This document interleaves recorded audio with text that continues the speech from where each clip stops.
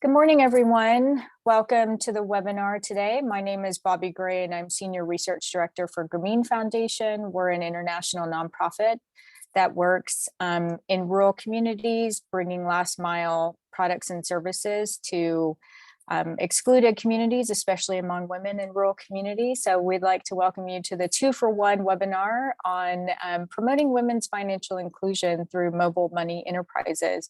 So before I get started into the agenda, I'd like to invite Lauren Emerson from the U.S. State Department Secretary's Office of Global Women's Issues, or SGW, and Lauren is the Senior Women's Economic Empowerment Mel Lead, and she is going to provide some opening remarks to the webinar today. Great, thank you, Bobby. It's a pleasure to be here with all of you. As Bobby said, I work with the State Department's Secretary's Office of Global Women's Issues on our global programs team. And I focus on women's economic empowerment and Mel for our foreign assistance programs. So thank you to Grameen Foundation and ABA Rowley for convening this important event, highlighting the needs assessment and lessons learned thus far in implementing We Gain under the Women and Girls Empowered or WAGE project. The WAGE project, which as you know is supported by SGW, was designed to strengthen the capacity of civil society and the private sector in target countries to effectively advance the status of women and girls in 3 core thematic areas. Those are women's economic empowerment, preventing and responding to gender-based violence, and advancing the women and peace and security agenda. As we know, each of these themes do not occur in or progress in silos. WAGE initiatives are therefore developed to address the way in which the 3 themes intersect or are mutually reinforcing. So each initiative is tailored to meet identified and agreed upon needs, and importantly, bring women together, often from different backgrounds, in order to address each of these needs. Importantly, the WAGE initiative regularly demonstrates the power of many. Time and again, we see how the whole is greater than the sum of its parts.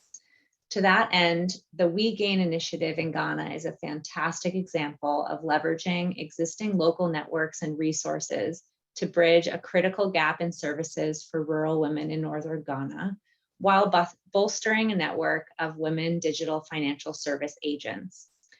Furthermore, the hypothesis is that through a resource network of women agents, this presents an entry point to offer other critical services that rural women so often lack, such as health information and GBV awareness. So in other words, an accessible community network and services. Time and again, evidence shows us not just the benefits, but often the necessity of bundled services for marginalized populations, particularly for rural women. Most recently, evidence has also demonstrated the multiplier effects of accessing digital financial services for women's use and control over financial resources and assets, and also for unlocking new economic opportunities. We at the Secretary's Office for Global Women's Issues are hopeful about the learning opportunities and the potential for scalability of this multifaceted project to support the US government's ongoing priority of advancing women's economic security and prosperity globally. So without further ado, I gladly hand it over to the experts in the room to share more about this very exciting project. Thank you so much. Great. Thank you so much, Lauren, for being here today and opening us up, as well as speaking on behalf of the SGW office and their support of the WAGE initiative, the WAGE Consortium, as well as the We Gain project that we'll be talking about today. So thank you for those opening remarks. So we'll go ahead and get started. I'm going to share quickly what the agenda is for the webinar today.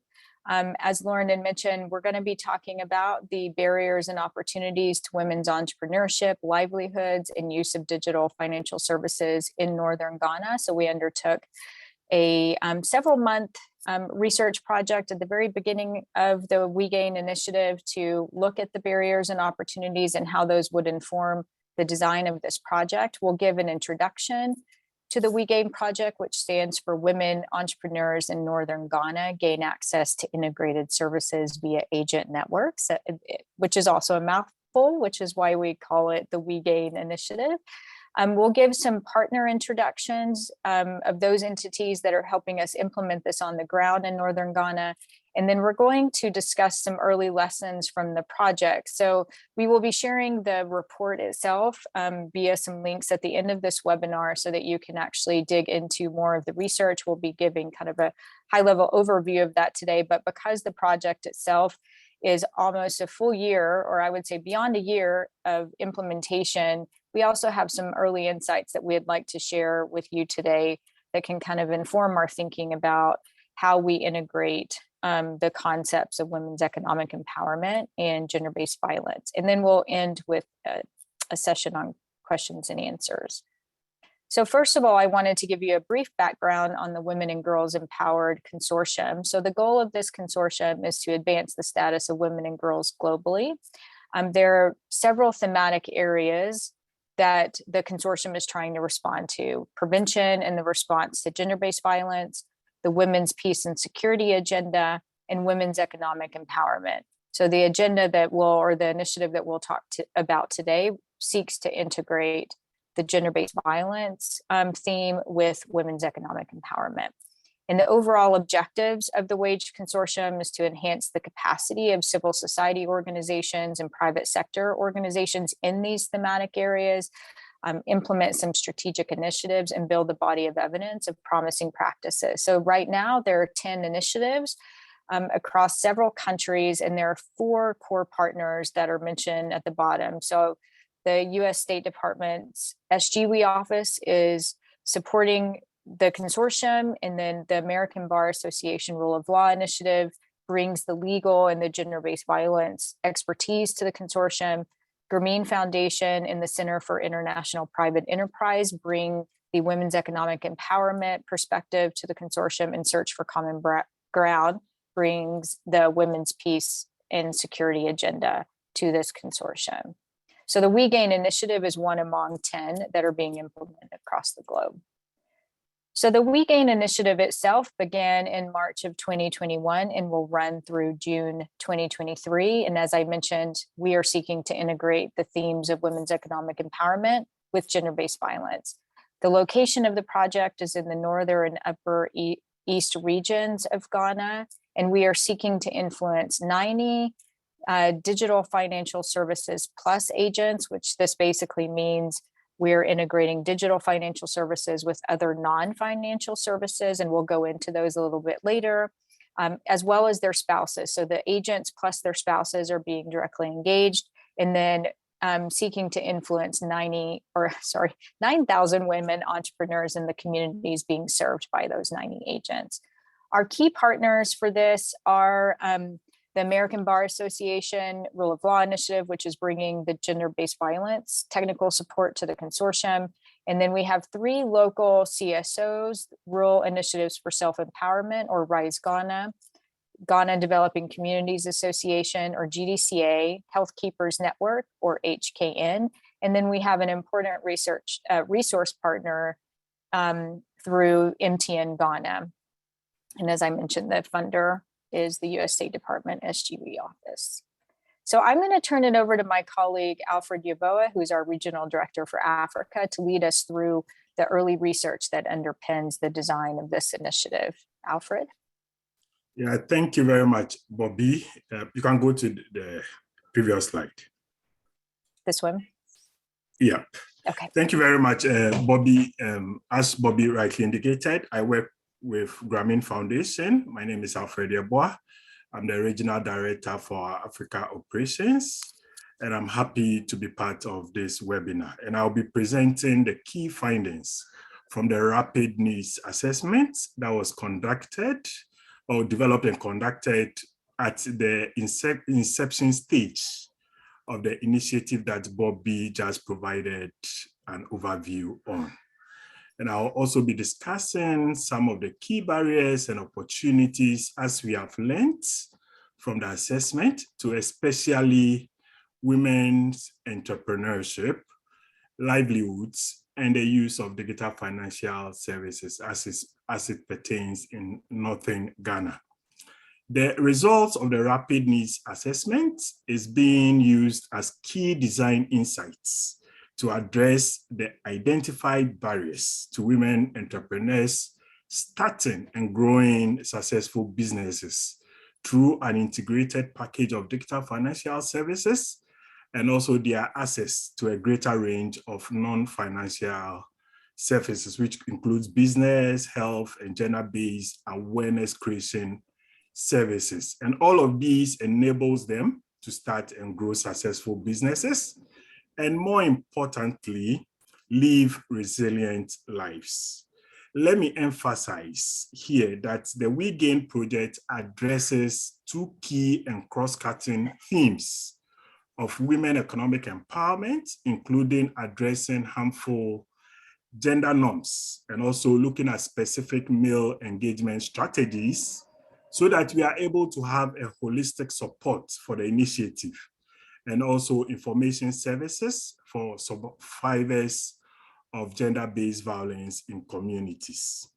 The idea of the assessment is to identify and prioritize, very important, prioritize the barriers and opportunities for the WAGE initiative. Next slide, please.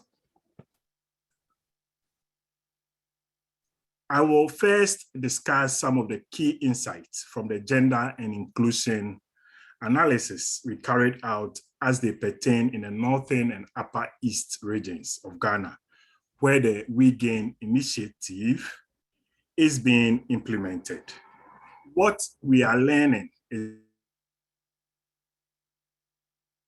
laws and policies that exist to create very positive environment for empowering women, which to some extent facilitate women's access to financial services and also supports gender-based violence awareness creation and also linkage or referral services that are available.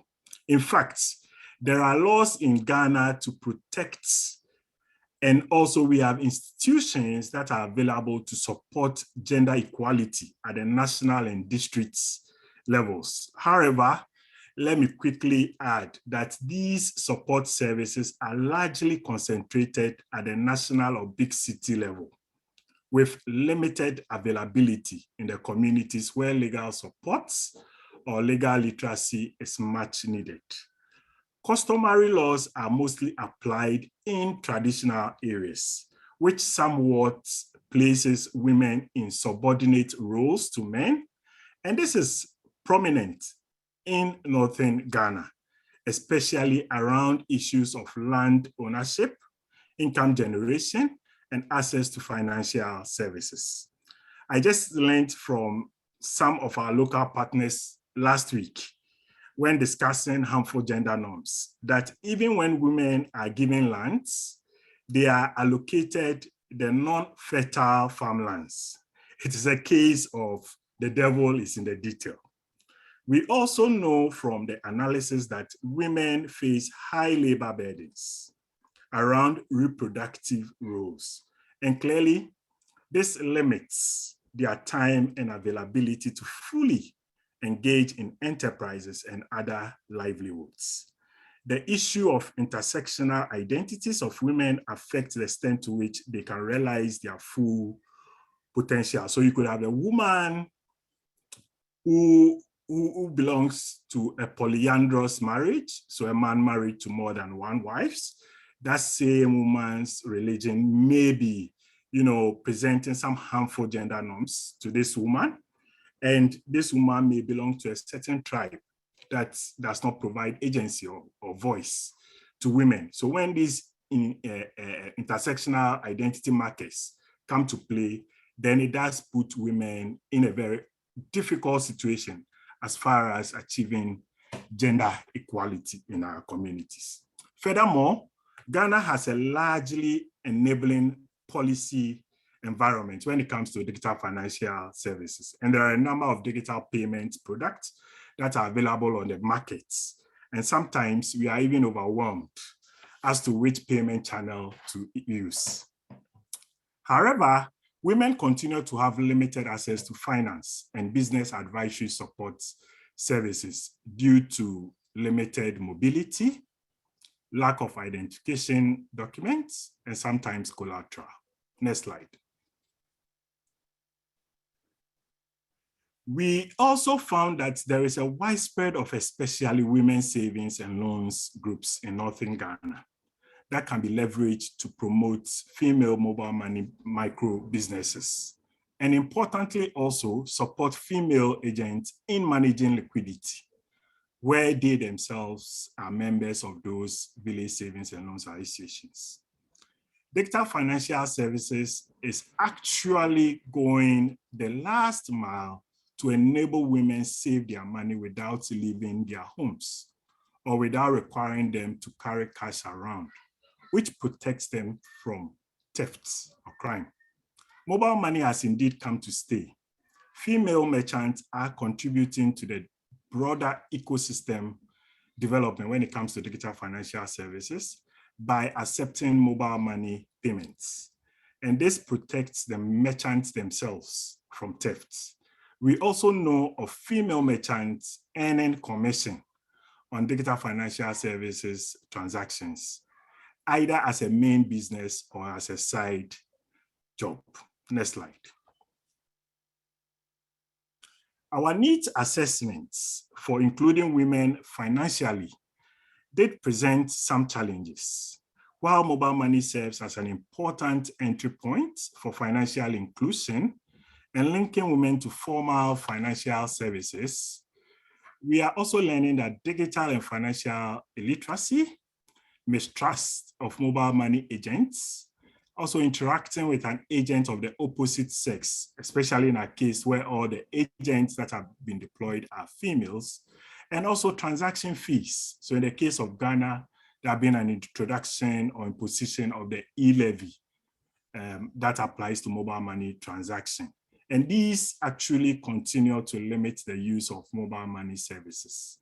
The use of informal financial instruments like the VSLA that I talked about, our own local susu or credit, what we call susu or credit from family and friends may inhibit the justification to convert rural women to more formal financial services. And most of the women are unable to access credit as they simply lack immovable collateral. The good news, however, is that there are opportunities for financial inclusion as more women are using mobile money services locally. We have seen an increase of about 30% in the use of mobile money services for women since 2017. And women savings groups, beyond just serving the financial needs of our local women, these VSLAs are also in a way building the social capital and women's leadership at the community level. Next slide.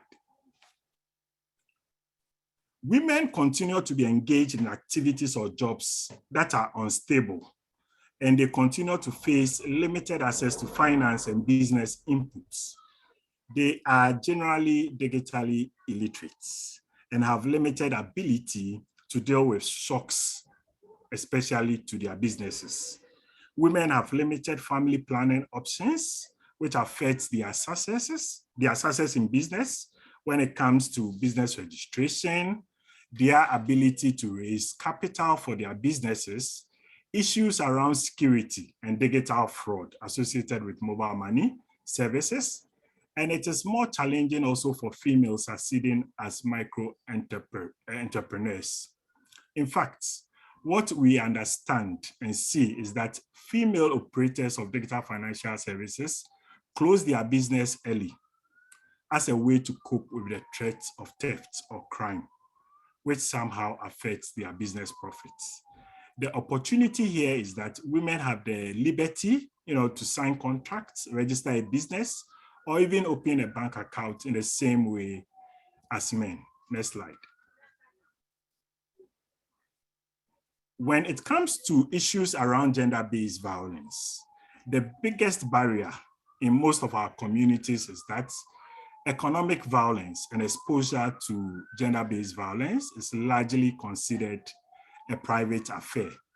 And we see fewer women seeking justice and rather relying on traditional leaders or the family for support.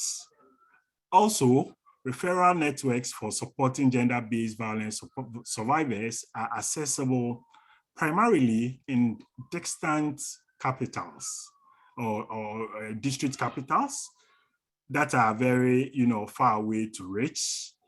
And even it presents a challenge with women even deciding how or where to seek for support. The point here is that it makes it more expensive to access such services. And most gender-based violence survivors do not know the first steps to even take to seek support. However, there is a general acceptability by communities that mobile money agents could safely share information on gender-based violence support services. There is also positive support for engaging men in project activities. Numerous hotlines for information and gender-based violence support exists and can be leveraged as an opportunity for addressing information gaps around gender-based violence in communities. Next slide. Most of the Wigan agents work in rural communities where most services are not locally located, and they have to travel to access these services. The illustration you are seeing shows the existing gender-based violence referral pathway for rural communities. Rural women could directly engage the Department of Social Welfare for support, or do so through opinion leaders or traditional authorities in their communities. But sometimes some of this particular channel could present a challenge where they would block, cascading some of these reports on gender-based violence to the appropriate authorities. Once the Department of Social Welfare receives a case and assesses it, they either refer to a health facility for a medical report as evidence, basically to build evidence, or to the police domestic violence and victim support unit for further action. I would say that for most of the work that we did with this rapid needs assessment, they were very much contextualized, and those barriers that we identified are very relevant for our Wigan and also the Wigan in terms of the overlap between women economic empowerment and digital financial services. And more importantly, very critical to the success of the women entrepreneurs that we are working with. To conclude, I would say that the rapid needs assessment, in fact, integrated findings from focus group discussions and key informant interviews were also completed with support of our local partners and all the individuals who also participated in the assessment as interviewees, focus group discussion participants, including women entrepreneurs, existing mobile money agents, husbands and gatekeepers, and representatives from other stakeholders. And this included financial service providers, local health officials, the police, community traditional leaders, religious leaders, government agencies, including the Department of Social Welfare in Ghana. And all of these stakeholders participated in a workshop to validate and also expand upon the findings to support further project design consideration.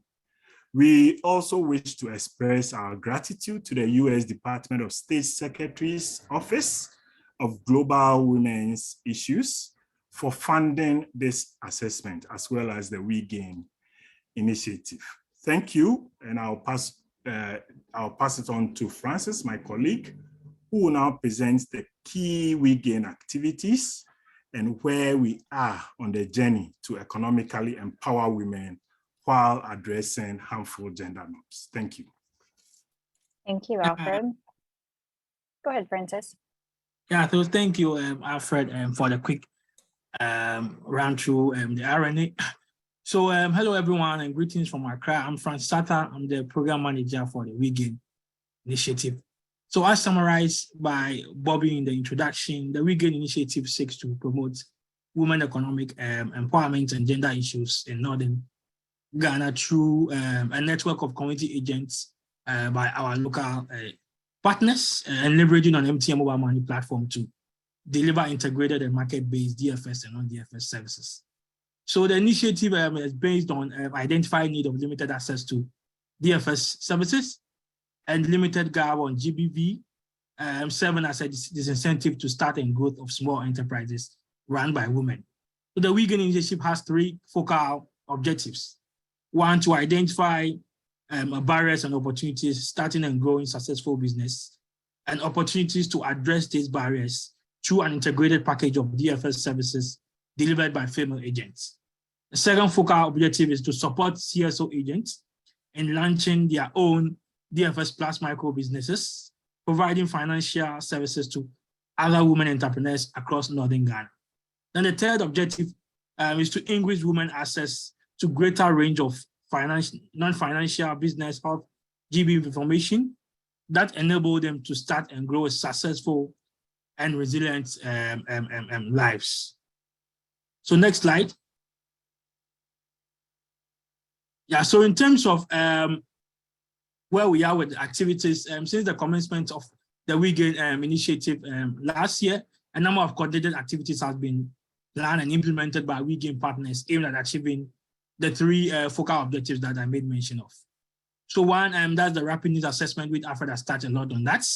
And this is more of a formative research to understand the current trends and situation within our project areas. So we conducted interviews with existing mobile money agents and their spouses, potential agents and their spouses. We also had interviews with existing GBV referral actors, health services, some mobile money and community level associations, NGOs, and also financial services to understand the current with respect to issues of DFS and GBV. Then another layer of activities so far we've implemented or we are ongoing is the gender and male engagement. This is more of a critical cross-cutting activities to integrate male and also duty bearers in our programming. So far, we've conducted a gender and power dynamics training with our partner staffs and selected state actors, agents. We also done agent spouse orientation to orient agent and their spouse on the roles and responsibilities of our Wigan DFS Plus agents. And also in more recent time, we've conducted GBV trainings for our partners and our agents and also their spouse. Then another layer of activity so far is the recruitment and monitoring of DFS Plus agents. So far, we've been able to recruit 90 DFS Plus agents. Each partner was able to provide 30 agents. So we have each partner, we have 3 partners. And also we've taken them through a number of business setup process, registration of their mobile money activity, and also making sure they have a self-reporting platform, which is the agent network management system. In terms of our agent training, so far as an organization or as a project, we have set up a 2-phase training packages. The first phase, which is the setup phase, take agents through about 5 series of training models. That's we have training on the business skills training. We have digital financial literacy training. We have digital platform training. We have digital platform training. We have gender-based violence training and also other number of coordinated trainings. The second phase is more of rehashing this training in the form of refresher trainings. These are the state of the group phase where we plan rolling out this same package of trainings, but with updated content to bring agents up to speed with the current trend.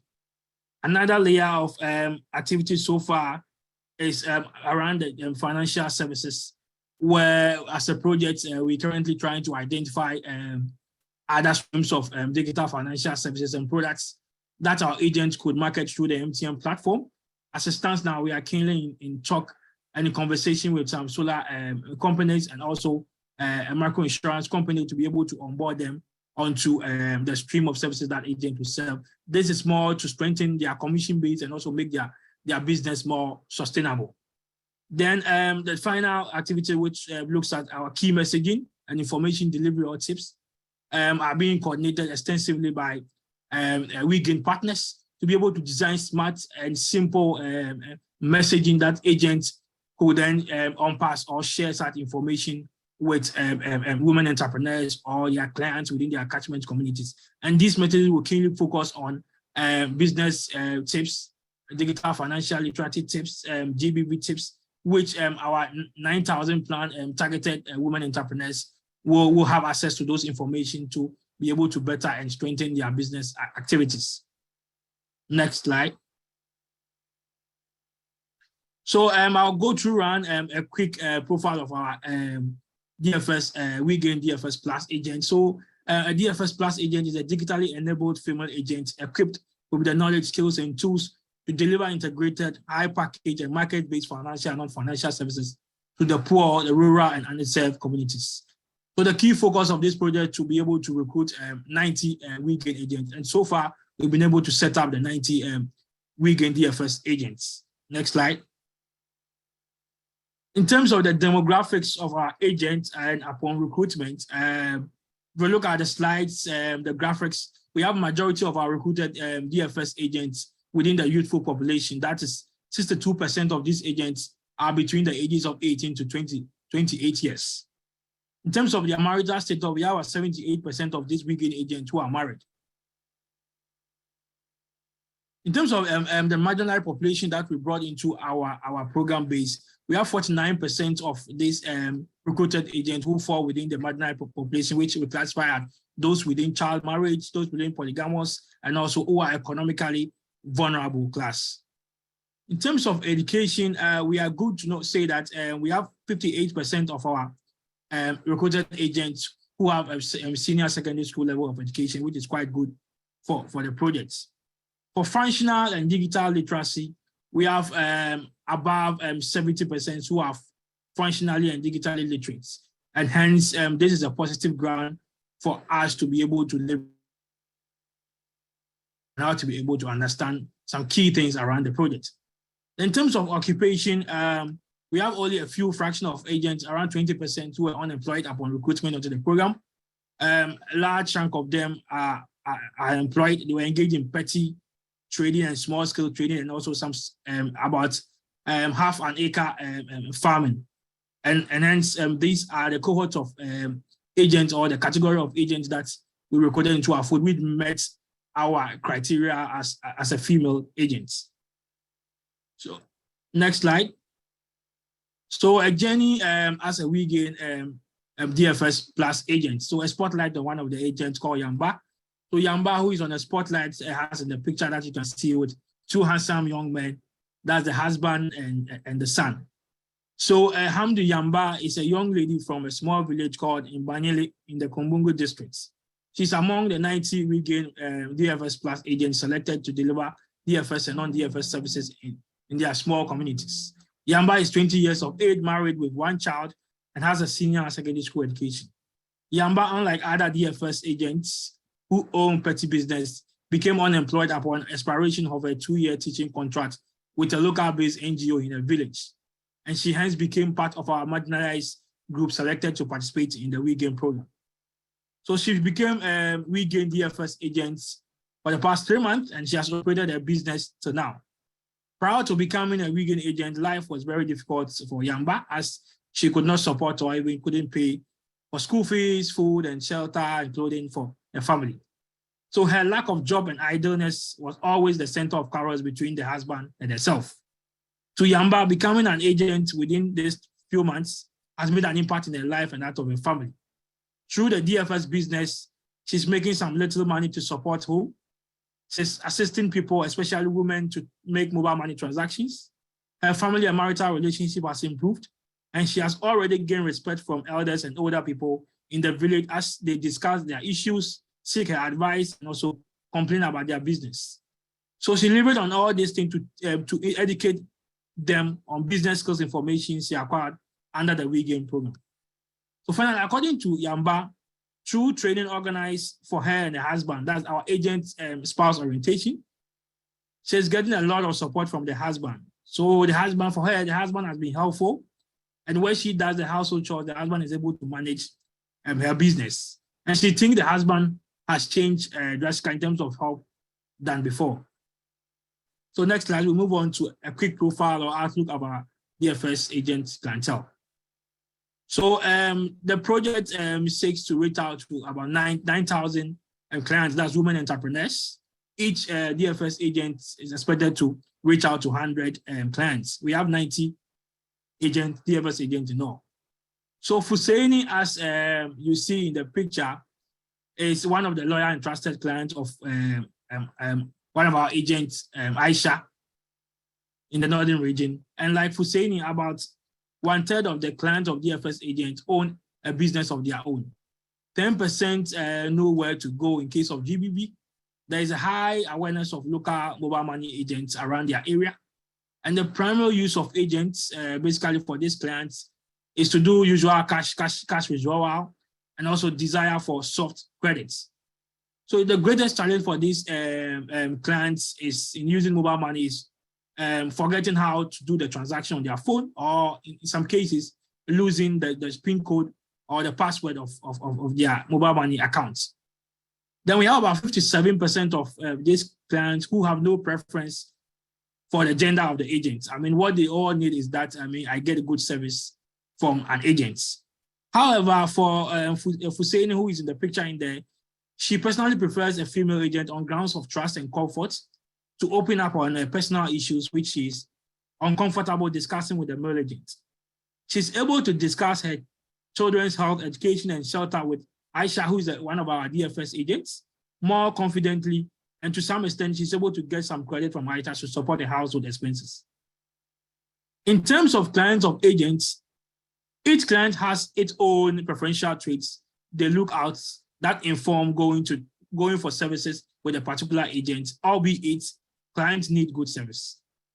So basically, what I'm trying to say is that the outlook and the characteristics of DFS client agents, DFS plus clients, are basically characterized on the characteristics or the traits of a particular agent, which would trigger or inform a client to be able to go for an agent for services. I think these are some of the key outlooks between our DFS plus agents and also some of the clients that they are serving across our projects areas. Thank you. Bobby. Great. Thank you, Francis, to you and Alfred for setting the stage for the background information as to what informed the design of the We Game project, and Francis for providing such a great overview of the activities and the clients and agents that the project is serving. So before we go into a discussion, what I did want to do is invite our implementing partners to make a brief introduction of their organizations, and then we'll go into kind of a reflection of what we've learned up to this point. So I'd like to invite Daniel Mensah, who is the Executive Director of Health Keepers Network, to do a brief introduction of their organization. Danny, are you there? Hello, Bobby. Hi, and hello, Danny. everyone. Good afternoon from Accra. And Daniel, I am the Health Keepers Executive Director for Health Keepers Network. My full name is Daniel Mensah. The Health Keepers Network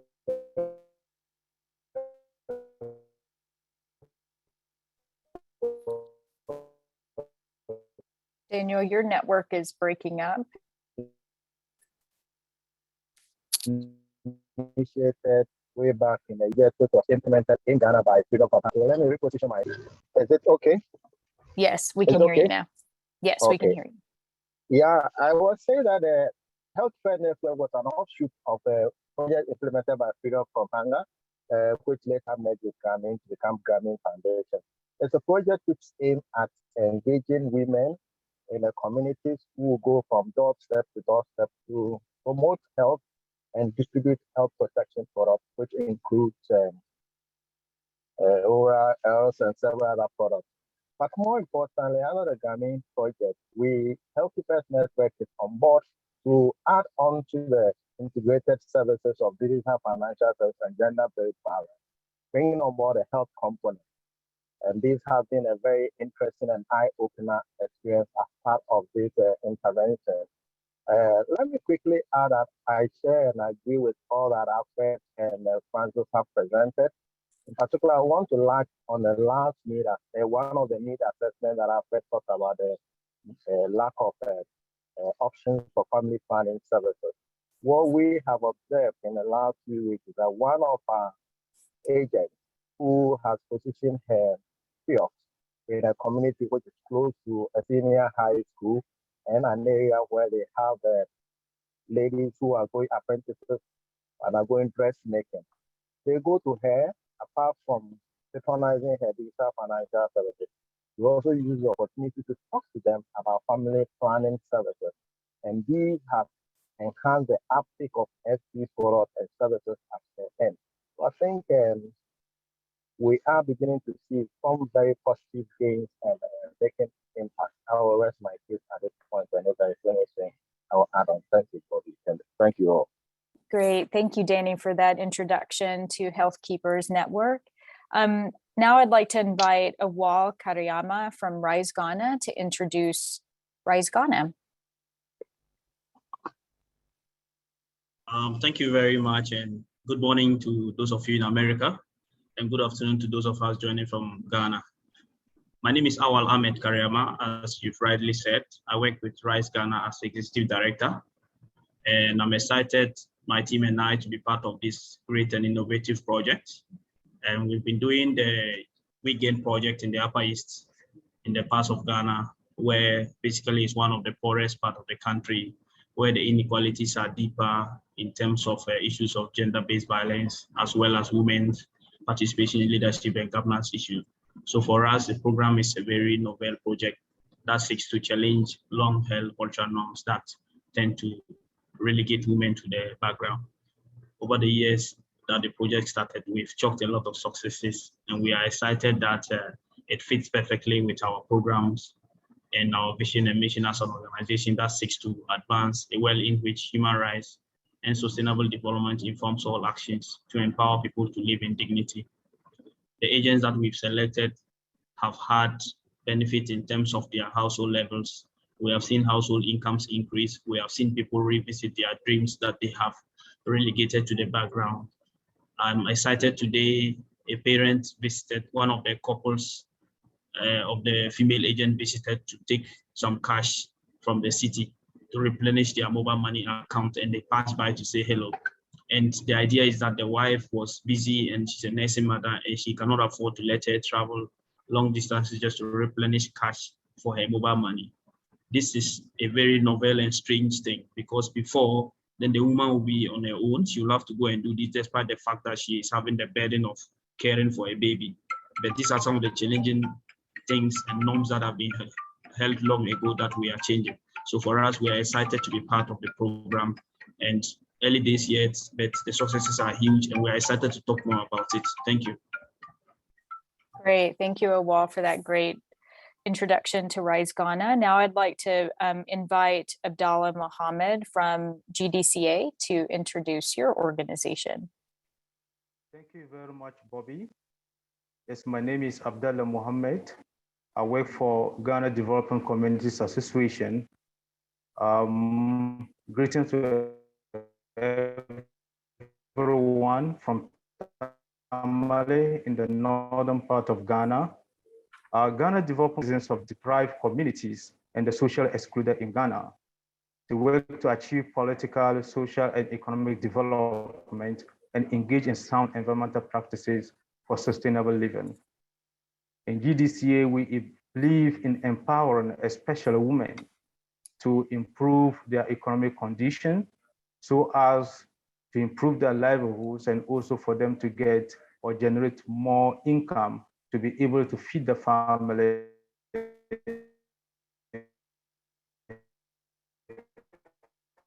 and also to household level. GDCA actually started in 1980, so approximately we are about 36 years old now. And we are very happy to be part of the Wigan project, especially so having worked with women entrepreneurs and also livelihood groups at the community level, and knowing some of the challenges that they face. We believe the Wigan project has come to kind of ease the pain of these women entrepreneurs. and also for them to have more skills on business development, and also to be able to engage in digital financial processes that will actual fact kind of improve on their day-to-day businesses, and also limit some of the challenges that they confront that as far as their businesses are concerned. And within the Wigan project, we particularly contribute on the economic empowerment processes of these women. And as already said, we are very happy to be part of it. And some successes are already being written or even chalked in the project. And we hope to continue to contribute in order to actually empower these women. Thank you so much. Great. Thank you so much, Abdallah, for that introduction. And then our final quick introduction will come from Tofik from MTN Ghana to share a little bit about their company. Yeah, a very good afternoon to everyone in Ghana, and good morning to our colleagues from the US. My name is Tofik Mumin. I am in here on behalf of MTN. In MTN, our belief statement is everyone deserves the benefits of a modern connected life. And in the past 3 years, our strategic intent is leading digital solutions for Africa's progress. We find this particular initiative from Grameen Foundation directly in line with what we are seeking to do. Our platform push initiative really looks into what we are doing around our fintech solutions as well as our app solutions. And in this space, I am very much excited to say we are excited to be part of the Grameen initiative.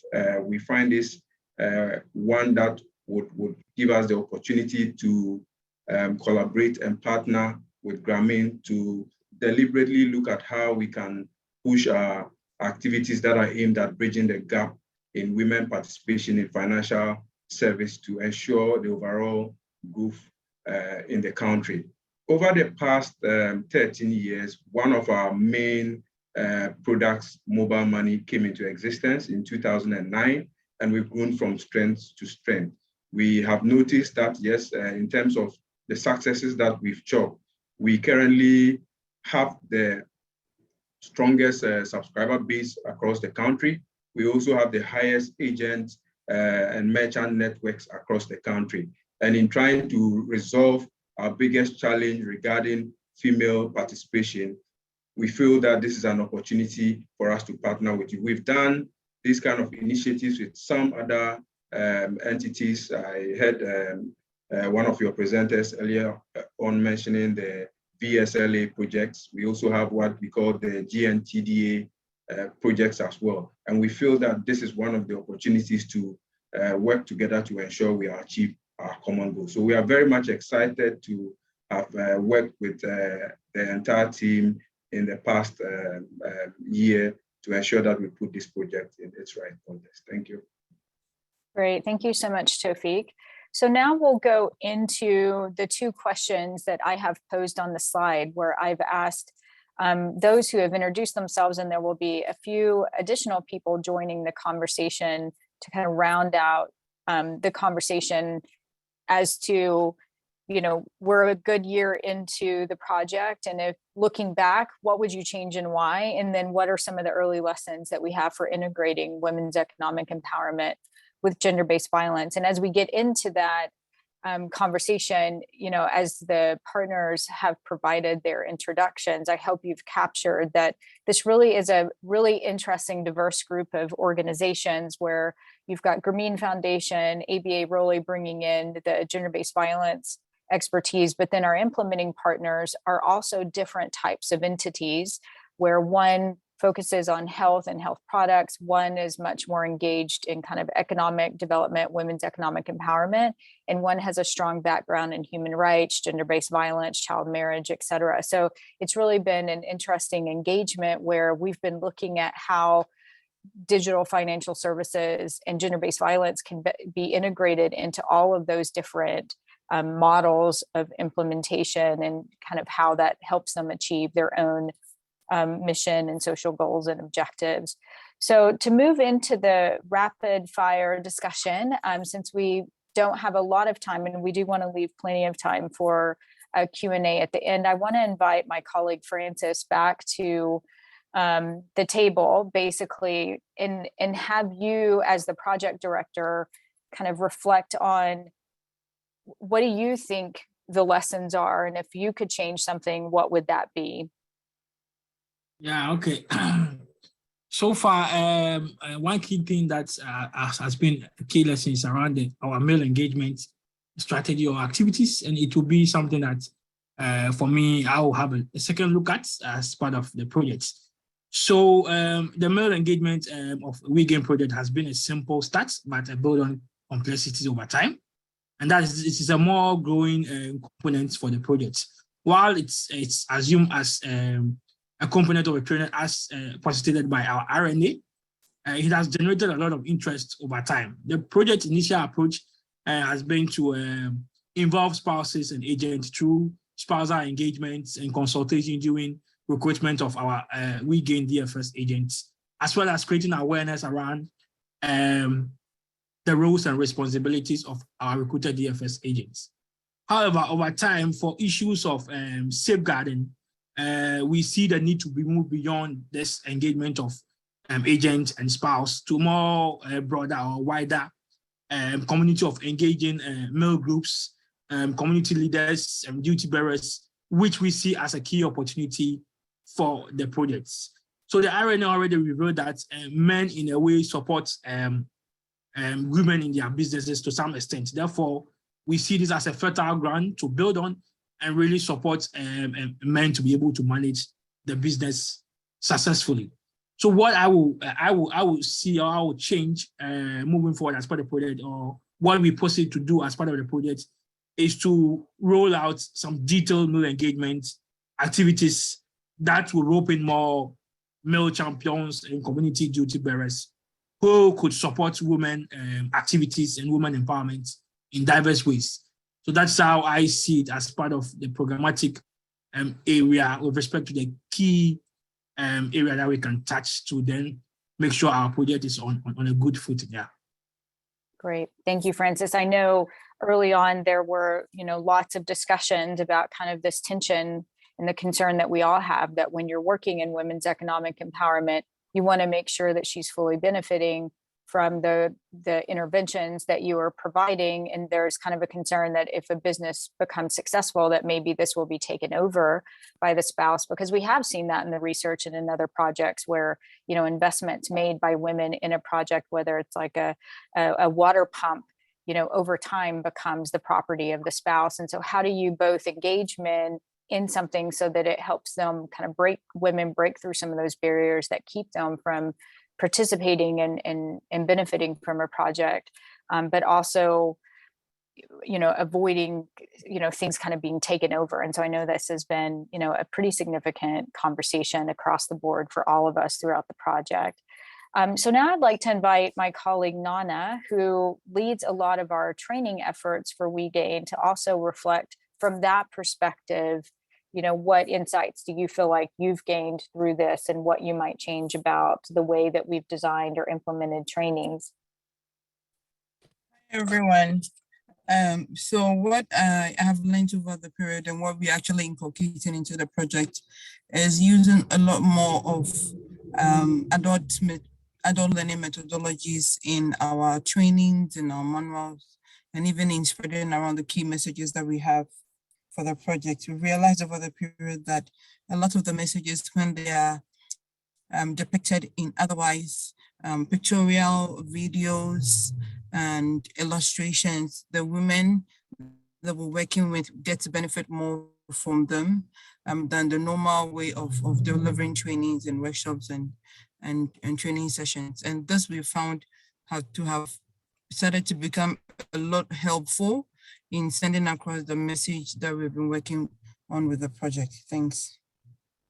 Great, thank you, Nana. So I think some of the reflection being, this kind of assumption that agents come to the table with a lot of skills. And as, we were providing some of the rapid needs assessment information early on, kind of recognizing that while many of them, come from educated backgrounds, several of them don't, and across the board, despite that education, using pictorial representations of some of the content and other types of methodologies has really been helpful within the project. So now I'd like to invite my colleague Bindi Javeri, who leads our financial services work at Grameen Foundation, to also have her reflect from that angle what some of the early lessons are. Bindi? Yeah, thanks, Bobby. Hi, everyone. And so I'll say, just to start with, I led the design of the WeGate project, especially the financial services and women's economic empowerment aspect. So I'm a little bit biased in in what I would say. And so I wouldn't say necessarily what I would change, because I think that there's a lot that has worked out very well about the project and has been good about the project. I hope you guys can still hear me. Yeah, you can. Yeah, but and so I think that some of the things that have worked well really are the sustainability of the project. I see this as being highly sustainable, and as well as the capacity building support we've been able to provide the partners. I think we've really provided some really solid support in terms of, transforming them into corporate agents for MTN and to developing a digital agent network management platform for them. So there's been a lot that's good. But and we tried to do a lot within a 2-year period. So obviously we can't do everything. But what I would say is more like what I would do in a second phase of the project, and what I would concentrate more on in a second phase of the project is concentrating a little bit more on the digital financial services and digital payments aspect. And why do I say that? It's just basically because the rapid needs assessment shows so much, the incredible lack of services that these women entrepreneurs in Northern Ghana experience. They're so disconnected from a variety of different services. So I would love to see us use the foundation that we've laid with these agents to really focus on onboarding people in their communities onto different digital financial services and digital payments products, and driving uptake of these products through, awareness raising, sensitization, training that the agents can do. So I think that would be the main change. And so I think, like Francis said, expanding access to these digital payment services would, it improves the financial inclusion and improves the livelihoods of people in these communities, but it also increases the income, prospects for our agents. So it's really, again, it's a, double benefit. Yeah, no, thank you, Bindi. And you reminded me of the fact that, one of the things we didn't cover earlier in the discussion on the rapid needs assessment was, the acknowledgement that most of these agents are living and working in agricultural based communities. And, some of the early assessment also found just kind of the limited access to agricultural inputs, and thinking about financial services based on that kind of harvest cycle that everybody relies on for their income, for their income sources. So now we'll shift gears a little bit and kind of start talking briefly about the gender-based violence aspect of this project. And so I'd like to invite my colleague Tanya Taisi from ABA Rowley. And Tanya, I gave a brief overview of ABA Rowley at the beginning, but I think you can also use this opportunity to share a little bit more about ABA and its role in the project. Certainly. Thank you, Bobby. Hi, everyone. The mission of the American Bar Association Rule of Law Initiative is to promote justice, economic opportunity, and human dignity. And we do this through rule of law, access to justice, and people-centered justice. We have more than 500 professional staff working in the US and in 50 countries around the world, and Ghana is one of them. I want to go into the not so much the lessons learned, but what we would do differently. And unlike Bindi, I was not part of the design of this really successful program. So I want to couch, everything that I'm saying in the baseline of, I think this is a great program. But I think that something that we're all seeing is that when in a consortium, it's not just about integrating activities, it's also about the consortium partners being thoughtful and taking the time to strengthen a shared thematic knowledge as well as the related lexicon or vocabulary that like the different thematic approaches or areas of specialization use, both between the consortium partners and then also with the partners in Ghana. So the vocabulary, the language that Grameen uses around women's economic empowerment is something very foreign to those of us at ABA Rowley, whereas the language that us at ABA Rowley use related to gender-based violence mitigation activities is a foreign language to people at Grameen for the most part, because it is, you know, sort of stovepiped in terms of the knowledge and expertise, in air quotes, that we all have. So I think that at the beginning of this initiative, there could have been a more thoughtful approach. And again, this takes time, right? And in the beginning of initiative, people are worried about startup. They're worried about, you know, all these hundreds of other things to do on a very short timeline with a, you know, a relatively small budget. And, you know, how do we take the time to share what we know so that it's not just Rowley implementing the GBV mitigation activities and Grameen implementing the WE activities. It's actually sharing the knowledge among us. So this came up in things as simple as the use of the word referrals or GBV services, because a GBV referral to Grameen is something very different or the use of the word referral is very different than the use of the word referral when it comes to gender-based violence prevention and response activities. So a referral network, referral system, referral partners means something very heavy touch. It means that, you know, you're following a person who has experienced gender-based violence through the pathway, ensuring that they get the services they need from the partners. And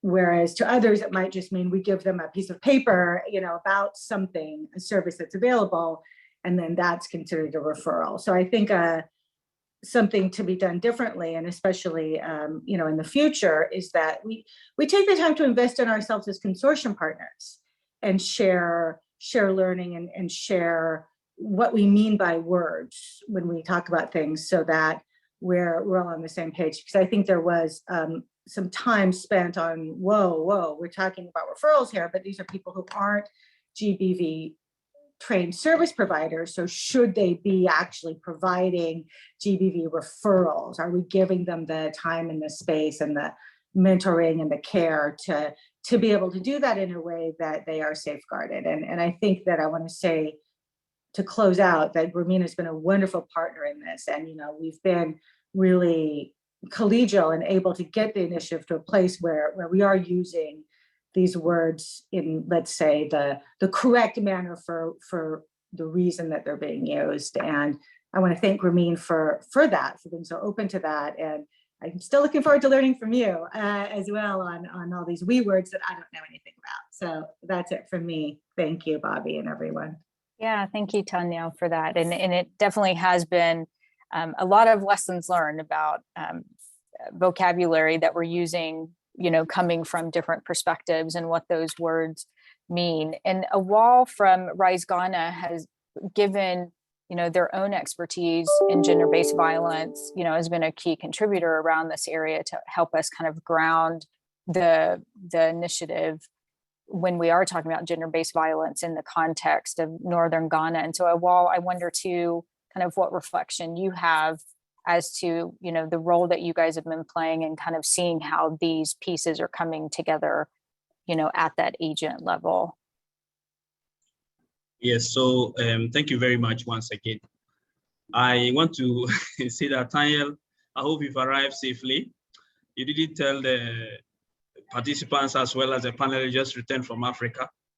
We're excited to have seen you come around, and we're very happy that you've arrived home safely. First of all, I would like to propose a slight change to the title of the webinar. We are talking about what we can improve. I think that instead of 2 for 1, I think we can look at 3 for 1. And I say 3 for 1 because we're talking about women economic empowerment. We are talking about GBV. But beyond that, the project is doing an exciting thing around providing proof of concept, strengthening linkages, and referral systems. I think that goes beyond just GBB and women economic empowerment. Why do I say this? For instance, we have been grappling as a country in terms of how to have an effective social protection system. And the model that is being provided by the Wigan project is a perfect model that strengthens community resilience in terms of their household level, how they are able to navigate out of poverty, provide for their needs. I have spoken to agents where they have said that as a result of the program, they have better nutrition already for their children. They are revising their plans. Somebody who dropped out of school, like Francis mentioned in the intro, some of the agents are high school dropouts. Some of them have actually begun to consider going back to the tertiary institution. And one of them openly tells her that she wants to become a midwife. So the program is already achieving a lot. But however, despite the fact that these are things that we are achieving, of course, no system is perfect. And to just build on an earlier point, Daniel hinted, it's about the wording and the use of certain terms. We set out in this project to, among other things, talk about GBV, but along the line, as the content was being developed, we thought that why not talk about mistreatment instead of gender-based violence? So the concept of mistreatment opens up dialogue for more people to be able to contribute to the topic of GBV. So that's clearly one thing that we have learned, and going forward, maybe we need to look at adding. The other thing is the fact that we didn't technically broadly set out to talk about child marriage.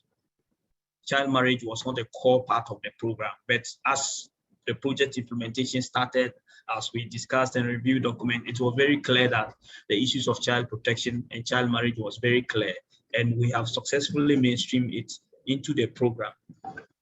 Another thing that we are learning from the program is the fact that safeguarding, issues of safeguarding are constantly on the radar, constantly coming up in our interventions. And these are at two levels. At the level of agent distributing the service, delivering the service, as well as the level of the service user, so that we are constantly exposing our agents to knowledge around safeguarding. We are constantly ensuring that as they try to support survivors of gender-based violence, they do not put themselves as well as the survivors in harm's way. And one of the things also we are learning that it requires a lot of emotional intelligence and discipline to be able to say that, wait a minute, let me reflect. I am not a response person, but I'm only supporting to build linkages. I think that that constant reminder is very critical. And we realize that along the line, you get emotional and you get attached so much to the program and to the beneficiary you want to support, then you tend to forget your role, that you don't have expertise to provide GBV response. So we learned that we need to constantly remind ourselves, our agents, that this is the boundaries and this is where we want to go, and then our role to provide a certain referral for the people. And then we also realized that partnerships are critical. Along the line, there were certain partners and actors that in the project inception, we didn't foresee that we were going to work with them.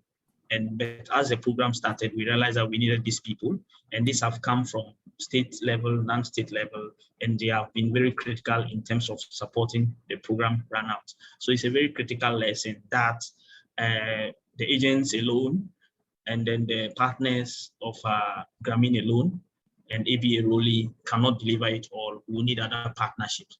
And then also, we are also learning that when we talk about driving change and challenging these cultural norms, there are some risks that are going to be exposed. People are going to be exposed to risk. So we need to be able to do it in a delicate balance so that we're not exposing people to risk whilst we leave them off to fend off the risk. So that's one clear lesson. And so that's where the issue of the safeguarding comes in. And we are being constantly reminded and cognizant of the community's ability and the current capacity of the community. And then also, of course, Bindi mentioned about the fact that there are other low-hanging fruits that the project can leverage on. In fact, there's farm insurance, there's other micro insurance and I'm excited about the fact that already from the level of our partner Health Keepers Network, some of the senior high school girls are getting access to information about their sexual and reproductive health rights from the agents. And if you look at the data around that, it's a very serious concern. A lot of our girls, we are talking about the fact that about 5.5 million adolescents in Ghana do not get access to urgently needed sexual and reproductive health services. So it's quite serious. So for that alone, that's why I am saying that we shouldn't say 2 for 3. we should say, 3 for 1, and not the other way around. So I think that these are some of the lessons that we have learned, as well as the things we want to change going forward. And I also think that the Wigan model is a very perfect example that we can document, and that government and other practitioners who are in this space can build on that innovative model. Because like I mentioned in my intro, some of the couples are following their wives and supporting them to be able to grow their business, and they are accepting certain reproductive health rules that normally men do not do in this part of the country. So it's a lot of improvement, and it's a great project that we need to be able to harvest the lessons and replicate. And finally, I'll speak for the agents. One of the core things that we have come to realize is the level of amount of money in terms of the seed capital. I think that some of them, while some of them are okay with it, some of them are located in places where there's a lot of demand on them, so they are not able to satisfy the customer needs in the beginning. So the feedback we have given to some of them is to try to innovate on their own to be able to raise additional capital to top up. But there are clearly some people who will not be able to raise that additional capital to top up. So going forward, if we are going to replicate this project somewhere, we need to consider the amount of cash capital in terms of the startup capital, so that they are able to reach out. Because in the beginning, there's a lot of excitement. People come to you and they want to do a certain volume of transaction. If they're not able to do that, they may feel that you are just out of cash, when in reality, you really have cash, only that you're not able to satisfy that particular customer. And where bad news spread faster, then you are likely to not to have that reputation from the start. So going forward, I think one of the things we can do is to increase the cash from the startup capital for the agents. And then we also know very well that we're learning that the economic empowerment aspect is linked to the control of resources. That once women have this control, they also have better control of their bodily and sexual rights in the household level, and they have a voice.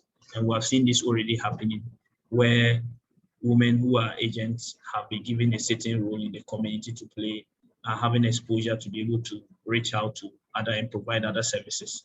So going forward, I think that we are excited generally about the program, and we want to continue to see how beyond this. And in fact, let me mention this.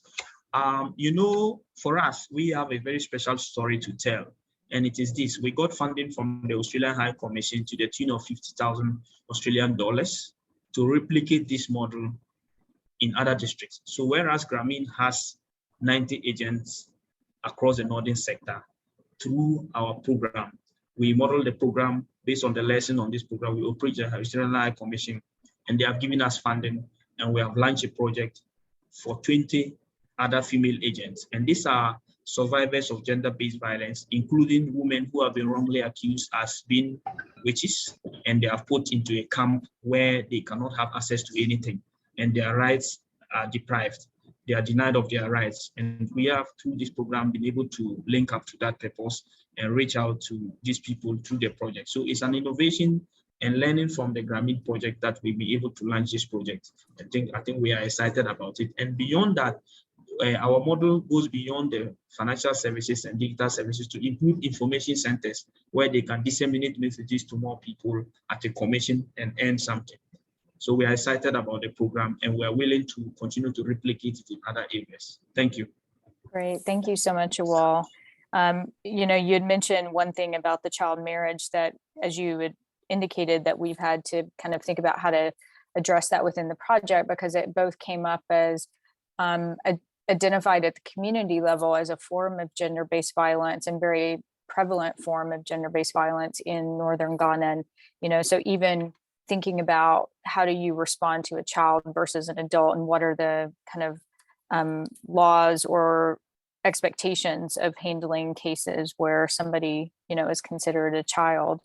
And you had also mentioned the family planning, which I think is a great segue over to Danny from HKN. You had mentioned, or some early kind of observations about the agents actually being able to promote, different sexual and reproductive health products, services, and messages. I wonder what else from your perspective, given, you are coming at this as a social enterprise for health products and services, kind of how you would answer either one of these questions.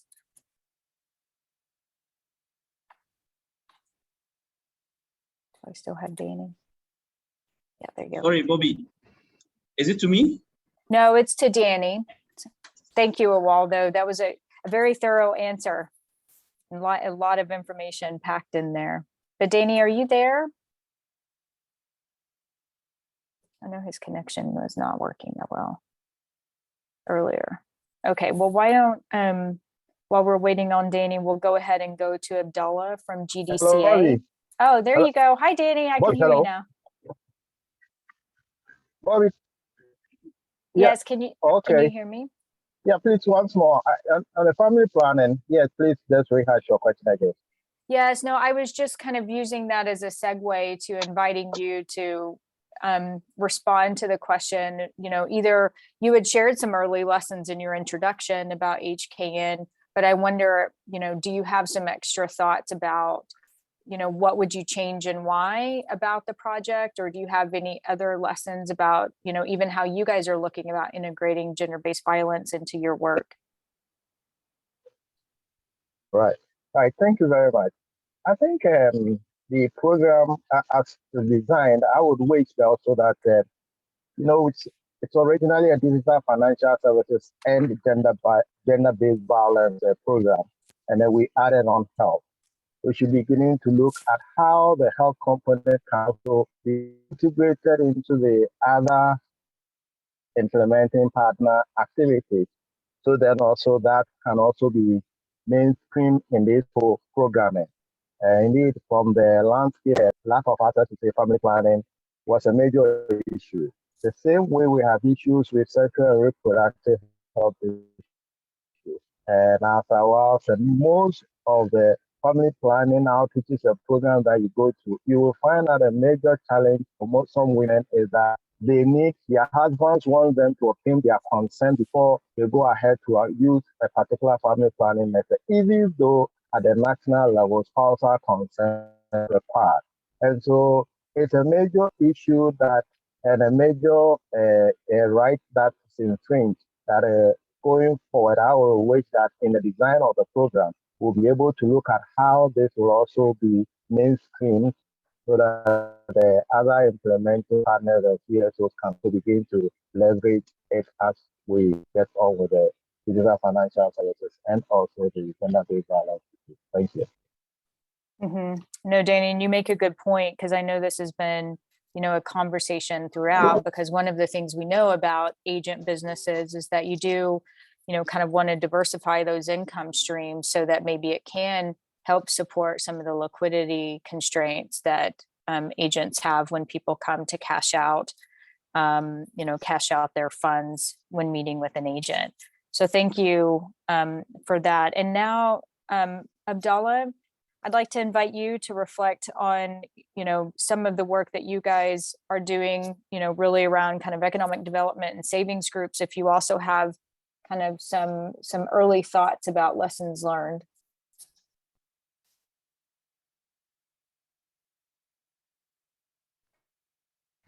Thank you very much, Bobby. Yes, having worked in the area for a lot of years, especially when it comes to women empowerment and also trying to empower them economically. Usually, especially where we operate, these women are they are smallholder farmers. And because they are smallholder farmers, they are actually affected by climate change. And because of that, usually their yields are very low. And also the land in which they cultivate their crops are also infertile. So as part of the Wigan project, what I see and would like to continue, or perhaps to call for a change, is that if we could kind of call for an intra-household dialogue, where we have a dialogue within the household so that the males, especially the spouses, will see the need to release fertile land for these women to engage in agriculture. Aside that, also, if you look at in the community, women play a triple role. That is, one have to do with the domestic duties, one is the economic, and also the social. So if the spousal could actually support the woman in freeing up some time to engage more in the economic process, that will also help the women a lot, especially empowering them economically. Another thing also is that because of issues of climate change and because food crop production is no more lucrative due to climate change for these women, it is also important for them to diversify their sources of income. And I think that is where the Wigan project also comes in vigorously to support the women entrepreneurs at the community level by way of enlightening them more on business channels, business skills training, and also where they can sort of get opportunities in order to actually engage more in their processes and also to diversify their levels of income. So we believe, again, also that, as already indicated in the rapid needs assessment, that most of these women also have limited access to resources, productive resources, and also access to capital. So I also think moving forward, if perhaps as part of the financial inclusion processes, that women entrepreneurs at the community level could also be considered or given channels where they could actually get capital in order to invest in their small scale businesses at the community level. Another aspect that we work in also have to do with the village savings and loan groups, where they pool their community resources together, and then through that they are able to lend to each other in order to improve their businesses at the community level, which I think is very good. But one challenge about it now has to do with frequent report of theft and so on. So therefore, there's also that need for that digital aspect where these savings groups or VSLAs are also linked with financial institutions that can really help them, one, in terms of keeping their savings or their funds safe, and also by way of also giving them capital that they can use to improve on their businesses at the community level. So mainly, I think once we encourage more of an intra-household dialogue processes, I think we'll get more support from the spouses, and that will really empower the women economically at the community level. And lastly, what I want to touch on also is that in order to diversify the livelihoods of these women at the community level, there's also that need for them to have the capacity to add value into some of the products that they are engaged in economically. Because most of these women, some are engaged in shea nut processing, some into rice processing, and some into soybean processing. But in order for them to attract better prices, they need to add value and also to be able to offer quality product to the market, so that customers, after seeing that quality, will be ready to offer good prices, and also the demand will be high. And when all that is incorporated, I think it will help to really empower these women at the community level. Thank you, Bobby.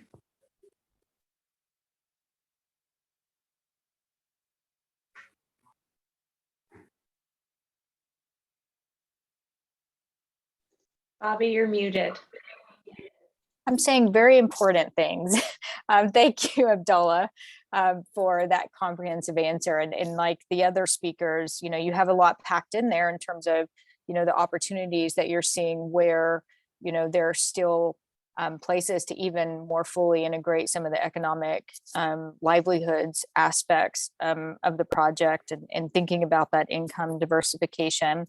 So our final speaker, I'm going to invite Tawfiq from MTN back, and they're the platform and the private sector partner within this that we're building those MTN mobile money agent businesses. And I'd like to invite him back to kind of talk a little bit about what MTN's, own reflections are at this point, and kind of how, this, you had said earlier about MTN kind of thinking about how to engage women more as mobile money agents. And I wonder how this project has kind of informed your thinking. Thank you, Bobby, once again for the opportunity. I would want to state that indeed, looking back at what we have been able to achieve together as far as this project is concerned is the fact that today we have been able to enhance by increasing our agent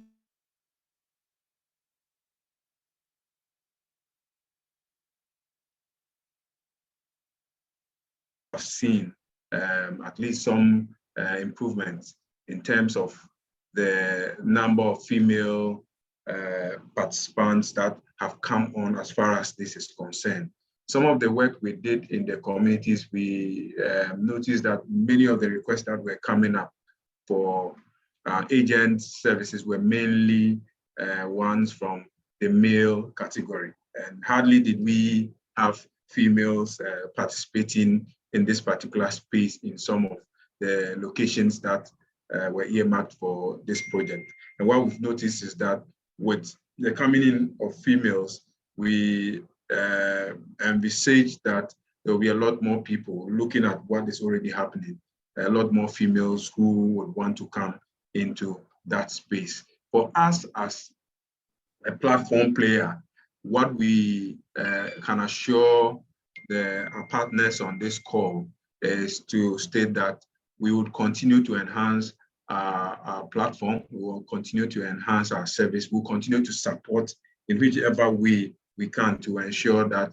agents that have been set up continue to do their businesses without any difficulty. Some of the supports that we render to the agents are being there right from the beginning of the project, through taking them through whatever requirements there is for the successful setting up of their businesses. We also work with Francis and team to ensure we activated the hierarchy profile, where again, they can be able to check to see how transactions are going on in the various agents that have been selected. And this is very important because then you are able to scan through the transactions and see those that are doing well, where we can give them thumbs up and encourage them to continue. And in areas where there's low productivity, then we can be able to come up with some initiatives. We can deep dive into those particular agent locations and see what we can do to be able to ensure that they also come up as far as their transactions are concerned.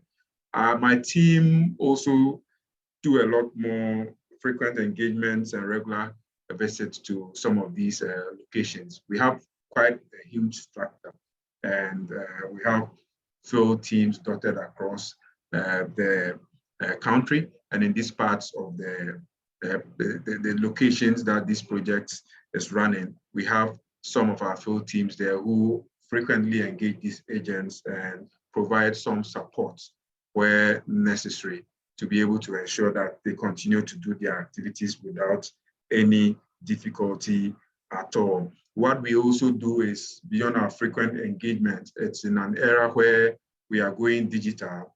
We are looking at also using virtual engagement sessions like the Teams, MS Teams platform. So those agents who are digitally inclined and have devices, which I'm also told that at least there's been some work around acquiring tablets for almost all agents. Once we're able to confirm that these tablets are available, then we can engage to kickstart frequent engagements with the partners and agents digitally, so that we can use that as a medium to, number one, educate them on new trends that are coming as far as our products and services are concerned.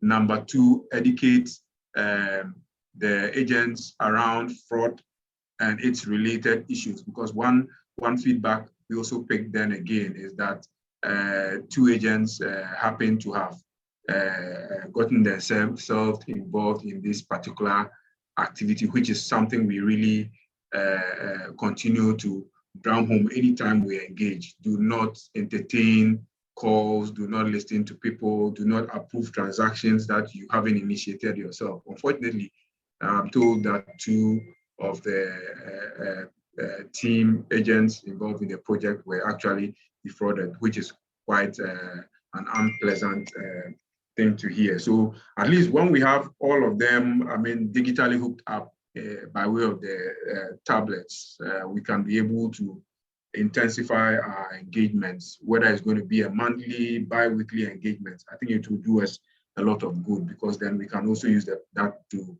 educate them to protect themselves against these fraudsters. We'll continue to support in the area of visibility and branding materials to at least create the needed awareness in the various communities and towns that our agents or Wigan agents are available, so that it can also attract customers and subscribers to this particular areas. One last thing I want to state is the coming into force of the electronic transaction levy, which really is causing some setback as far as digital and financial inclusion is concerned. In this particular area, we are looking at the agent base. As a business, what we've done is to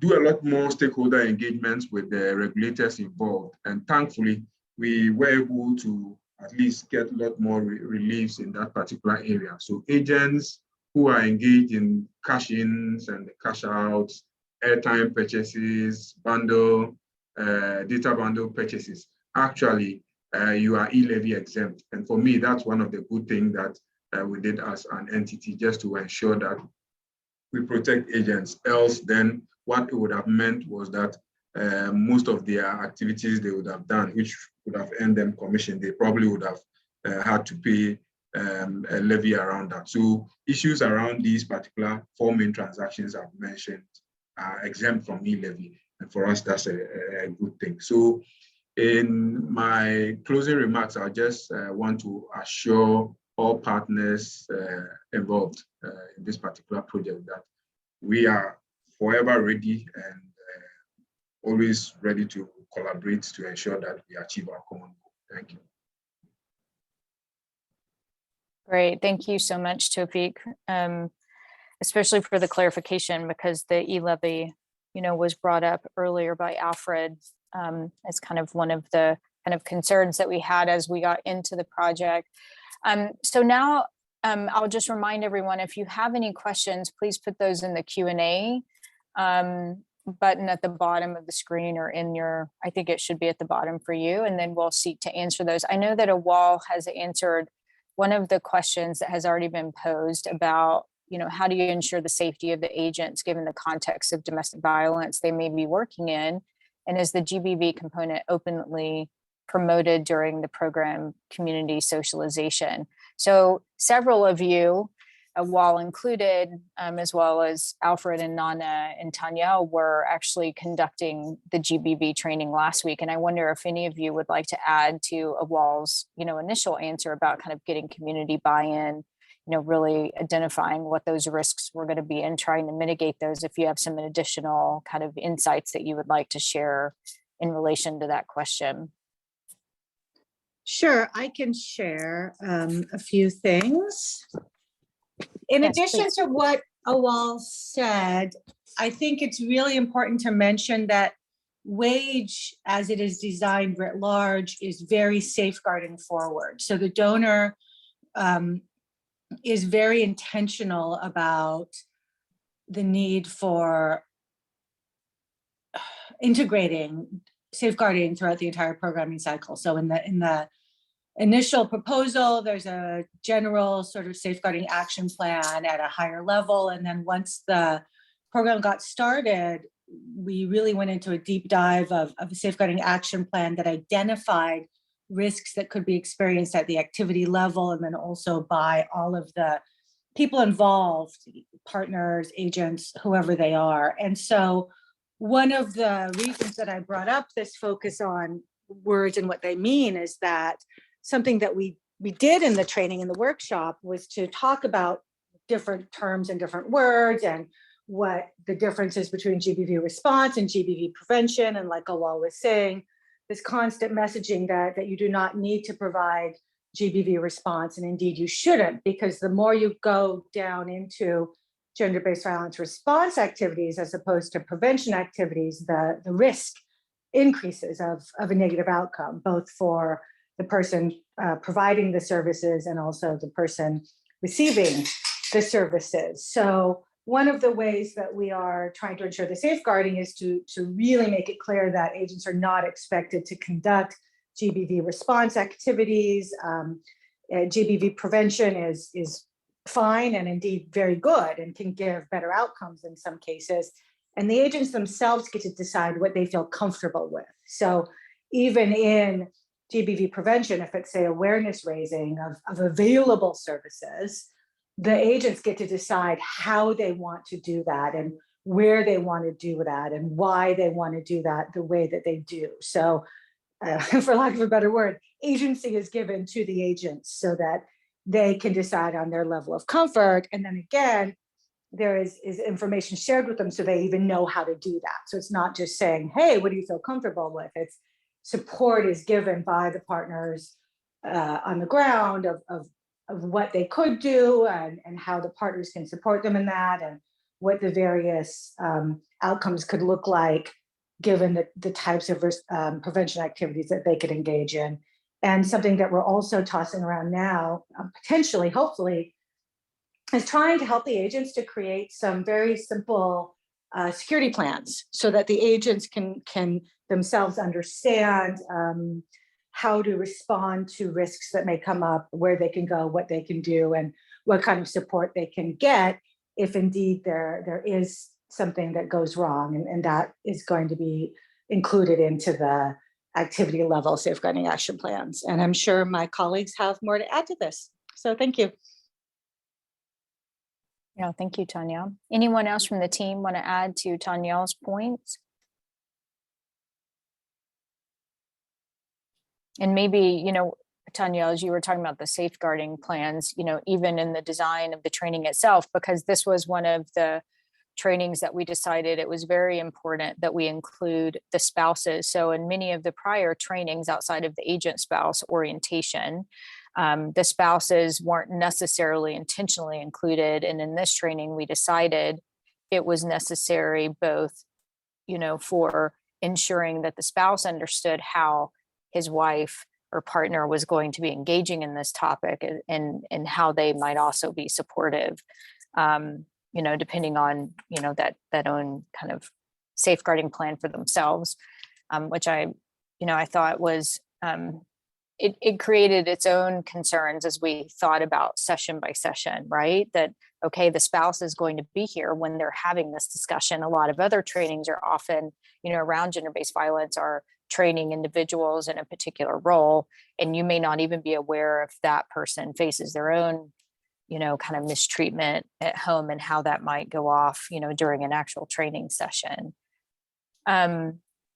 Anyway, maybe as the team members are maybe reflecting on some of their others, I'll go ahead and ask one of the other questions that came up was, could you give some examples of economic violence that were observed?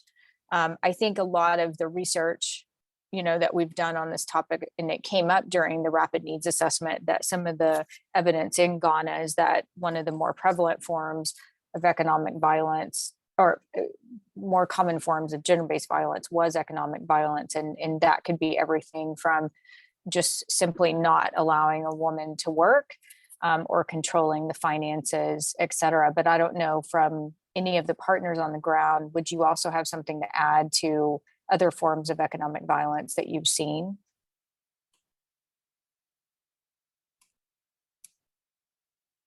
Yes, thank you, Bobby. I think you've mentioned largely some of them.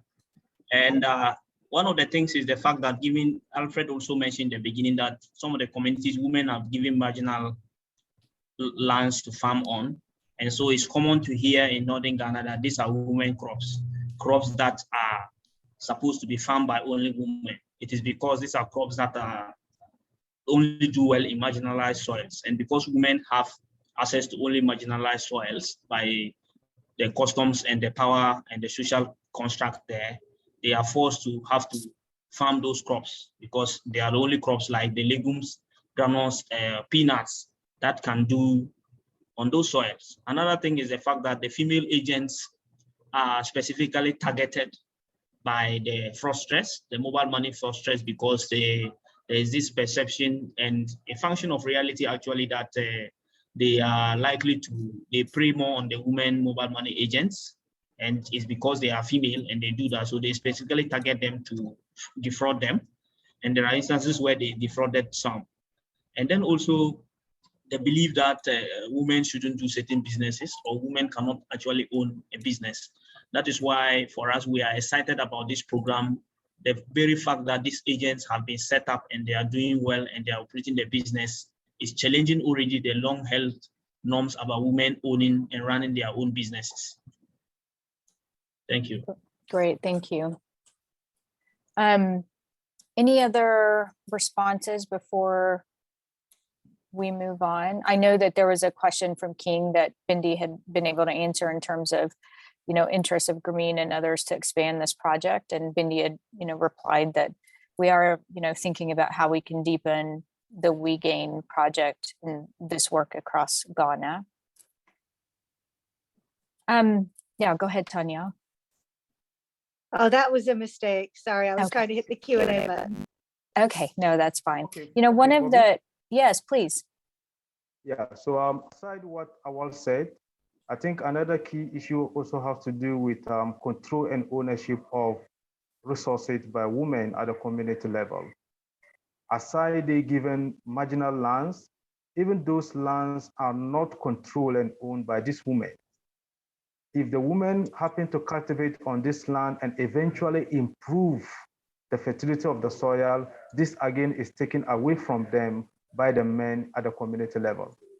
And there are also several instances where before a woman could embark on a trip to a market to buy goods and services to come back to the community to sell, will actually have to seek permission from the husband, of which most cases they are denied the opportunity to embark on such business journeys.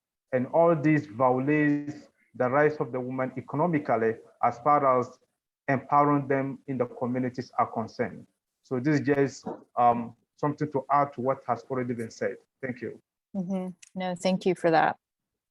I mean, I think, what we've learned about economic violence that I think is interesting is that, when we talk about GBV, people tend to immediately think about sexual violence or physical violence, but economic violence, especially for economic empowerment actors, is extremely relevant because we're, thinking about women's access to resources, control over resources, control over time, et cetera. And I think all of a sudden, this form of violence becomes very relevant, to those of us working in economic empowerment.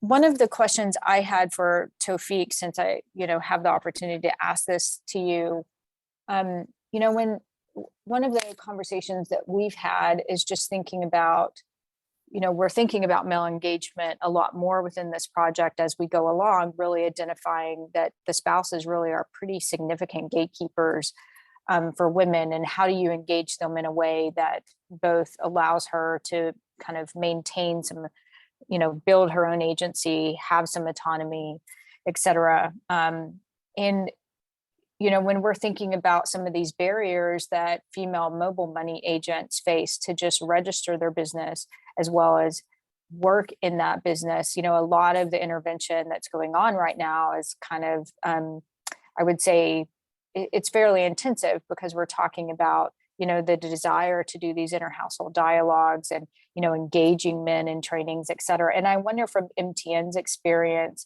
when you were recruiting agents, is there any intervention on MTN's part to engage household members when kind of recruiting agents in a particular area, or what do you see as a potential scalable intervention that could help you recruit female agents from your side? Or do you think, you know, CSO partners are going to have to kind of fill that gap for MTN to do kind of the more labor intensive support in recruiting and kind of helping retain female mobile money agents?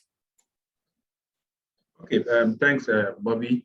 I think that is the latter for now is to work in partnership with CSOs to see how best that aspect of it can be handled. Because today, if you look at what's available, before you can become an agent, you simply have to come forward.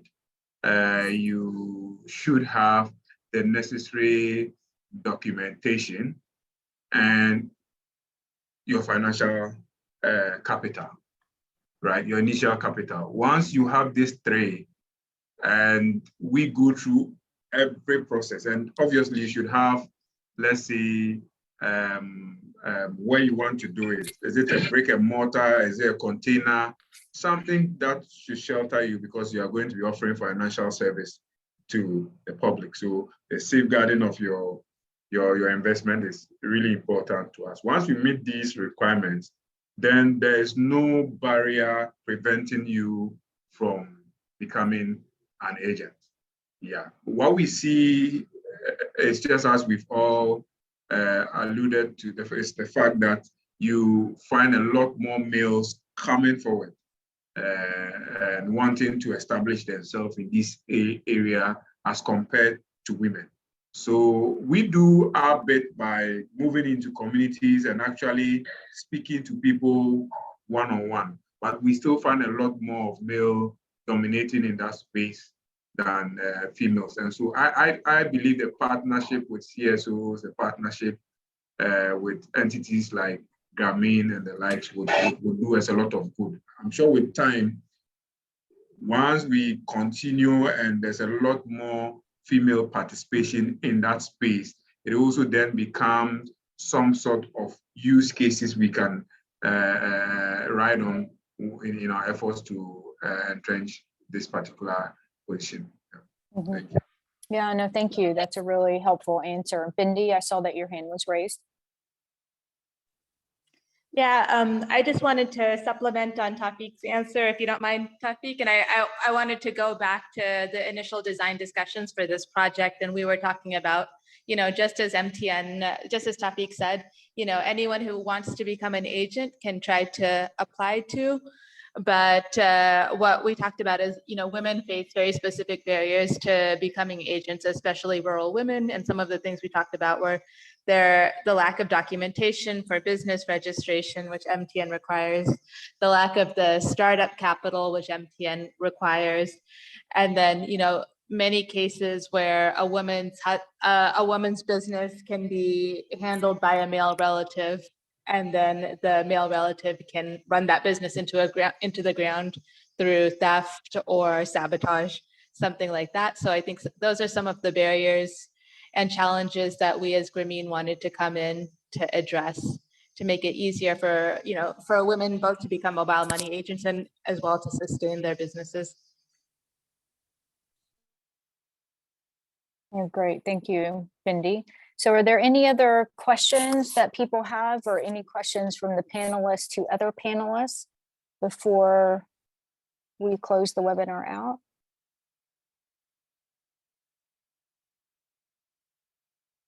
All right, well then why don't we, let me move the chat box out of the way.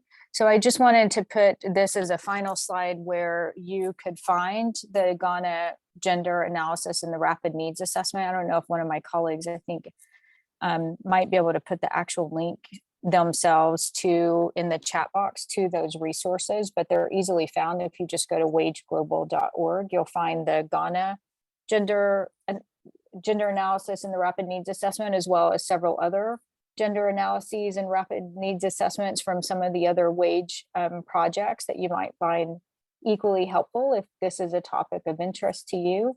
I do want to thank all of our panelists and participants today for being here. I hope I'm feeling quite proud of this group because they really are a very thoughtful group of colleagues, and it's made this collaboration really interesting, where I think we've all been learning a lot from each other, and very proud of everybody staying on time today as well, which is really great. And I think we covered a lot of ground and had some really deep insights into, both the barriers and opportunities that we were responding to in Northern Ghana, as well as some of the early lessons learned that we have. So we hope, maybe in 9 months from now or so, that we'll be able to have a more comprehensive lessons learned, webinar where we can share more of the insights of as the women, the female agents have actually implemented a lot of the activities that they've been trained on, and what insights we have from how their businesses have grown. And things like that, as well as maybe some of these concerns that were also raised or questions around how, we are integrating gender-based violence into, women's mobile money businesses, and how they can be actors at the community level to support, survivors of gender-based violence. So I want to just thank all of my panelists today and everyone who is here. And, you can follow the Wage Consortium at Wage Global on Twitter and Facebook, et cetera, if you want to kind of follow some of the insights that are being gained from this consortium. So I will close us out unless I hear any last minute, oh, I forgot this question moments. So thank you everyone for a great webinar today, and look forward to seeing you again maybe a year from now. Yeah, thank you, Bobby. Thank you, Alfred. Thanks everyone. Thank you, everyone. Thank you, Lauren. Thank you, Tyler. Thank you, everyone. Thank you, everyone. Thanks, Bye. everyone. Great job.